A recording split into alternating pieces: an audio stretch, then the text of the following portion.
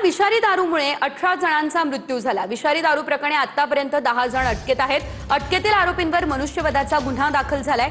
Hadapsar police ठाण्यातील 3 police अधिकारीही निलंबित करण्यात आलेले आहेत। हडपसरमधील 6 जणांचा मृत्यू तर 10 ते 12 जणांवरती सध्या उपचार सुरू आहेत। गुन्ह्याचा तपास युद्ध पातळीवर सुरू आहे। दोषींवर कठोरात कठोर कारवाई करणार पुणे पोलीस आयुक्त अमितेश कुमार यांनी हे आश्वासन दिलेलं आहे।